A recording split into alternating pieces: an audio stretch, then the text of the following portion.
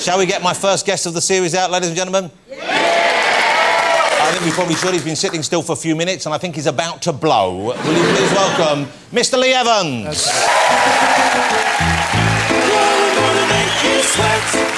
Sweat till you can't sweat no more. And if you cry out, I'm gonna push you some more. I'm gonna make you sweat. Got in some good shapes there. How you doing? Mr. Lee Evans. Good to see you, Lee.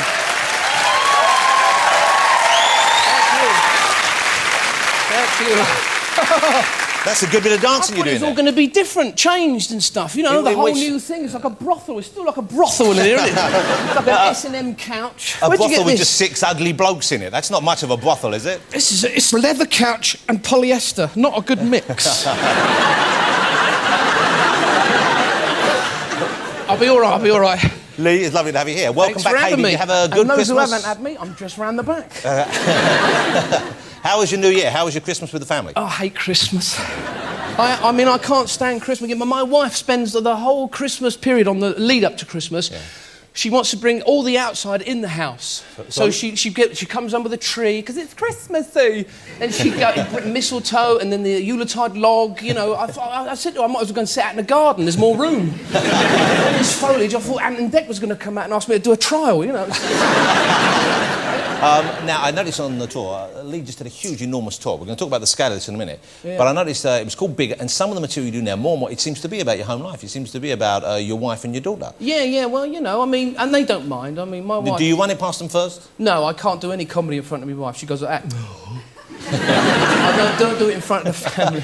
No, but because that's how I live my life. I can only write what I see and feel, you know. So I unfortunately, things get me about my wife and stuff. You know, like tonight, I was going to bring her tonight, but she took so long doing her hair and makeup and all that I came on my own. I said, I'm not waiting. And was she? What did she say when you say that to her? Because that's what most women take a little bit longer. She's like, I mean, she exfoliates and puts a coat of matte on, and then. But if I asked her to help me paint a door, I'd be like, no, that's your job, you know. Let me ask you about this tour. This tour was called Big. I don't know. Did anyone here see Lee on this big tour? Okay. Well, there's 2 or 3. Oh, yeah. Thanks. But it was.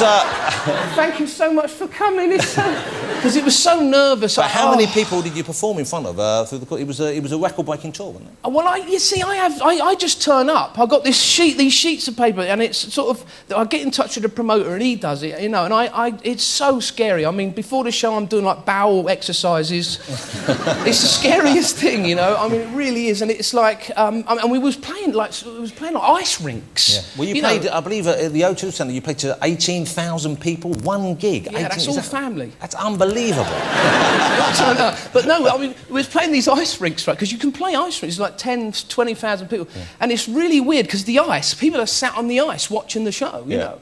And the ice, because it's cold, the cold air starts to rise in the middle of the gig. It meets the hot air from the lights. Then you start to get a big cloud over your audience. People just looking for... I mean, it's like doing a gig in heaven. It's really weird. Let's have a look at Lee in action. If you didn't see the tour, and this was like this went straight to #1 in the charts over Christmas, this DVD, didn't it? Straight in at #1. Congratulations. Thank you very much. You deserve it yourself. Thanks. This is Lee Evans' Big. Have a look at this.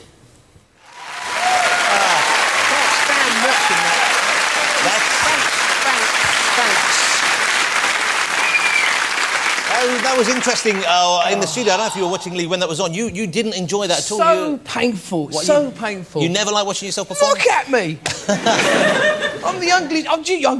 You sat me next to Tom Cruise. That was nice. Thanks very much.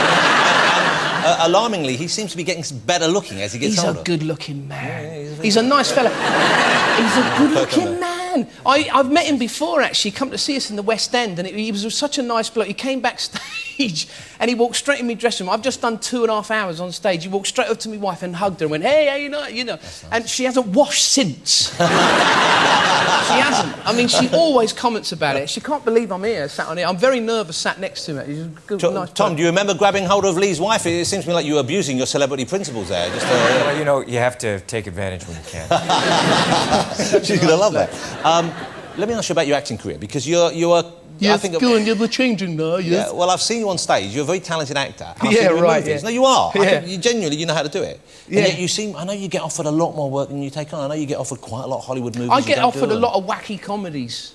And why don't you do them? Because I like something slightly bit more real, you know, and they go, hey, it's a wacky comedy, you should do this, you know, so I sort of get quite a few of those. I mean, I lived in Los Angeles for 2 years, sort of writing at NBC and stuff like that, and I just didn't get on with it there at all. You didn't like the country? You didn't like the way the business works there? What was it? I didn't understand it. I was quite young, you know. The second day I was down there, I had a fight. There's a hotel called the Sunset Marquis. Yeah, I had no money, and then I suddenly got this film called Mouse Hunt, and then they put us in this hotel. I sort of went up in the world. It was amazing. But I had a fight the second day I was there, because my mate knows Julian Lennon, right? And he said, oh, Julian's coming up tonight, we'll have a drink in the bar. And I said, yeah. So I came downstairs afterwards in the bar, and I'm standing there holding a bottle of beer, and which I don't drink anyway, so I'm standing there holding a bottle of beer, and this huge geezer come up to me and went, okay, sir, give me your beer and get the hell out. And I went, no, mate. And he went, get the hell out, and he snatched me beer. And I lunged at him like that, got him round the throat, he got me round the throat, we went through these double doors and we're scrapping on the garden like that. Julian comes out, he goes, you know, what are you doing? What's going on here, like, you know? So he thought I was a mad, nutty fan, a psycho. Yeah. Lee, stalking Julian. I've got to ask one thing I'm very excited about, and I'm easily excited these days anyway. I'm just excited being out, but I'm very excited. I'm very excited about the news, and this is an exclusive, that Lee is about to be in one of, if not the most best-loved TV show on British TV at the moment, Doctor Who. Lee's going to be in a new season of Doctor Who. He's not the new Doctor, obviously we know that. That's the good-looking young bloke with the big chin. Have you met him yet? Have you seen who the guy is? He's round our house. He just appeared. There he is. Matt Vinyl. There's quite a lot of work's gone into that hair, wasn't he? Yeah. Reminds me of that band, The Flock of Seagulls. Do you remember them in the 80s? It's like a modern version of that. What are you going to be in the show? I'm a professor. Wow. I know. Look at me. Well, they'll give you glasses and makeup. I'll do something with makeup. But I'm actually really looking forward to it. My daughter's very excited because she absolutely loves the show. How old is she now? I don't get that phone box though, because you never see them cards with the numbers on in there, do you? And it always lands somewhere where there's no people. It never lands on the middle of the road or on top of someone, does it? Well, that would be the Wizard of Oz if it landed on someone, wouldn't it? Of course. How old is your daughter? She loves the show, you said? 24. No, she's 15. Oh, that's the perfect age. No, it ain't. It's a nightmare. You don't like a nightmare? No, the whole holiday she's doing all that teenager stuff, you know? Yeah. You know when teenagers get to that age and they only answer one word and it's emphasised? Yeah. No. Do you want to go down the beach? No. I hate it. I saw that teenager stuff. And she's bringing boyfriends into the house. You know, that's the difference between having like a son and a daughter. Yeah. You know, if you've got a daughter, it's like where you going, what you're doing. You know, if you've got a son, it's like, well, give her one for me. It's a very traditional household, obviously.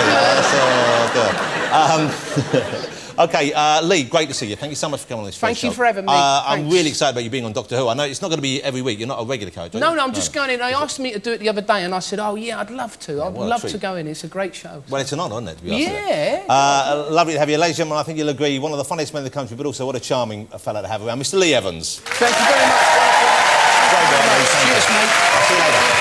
Lee Evans.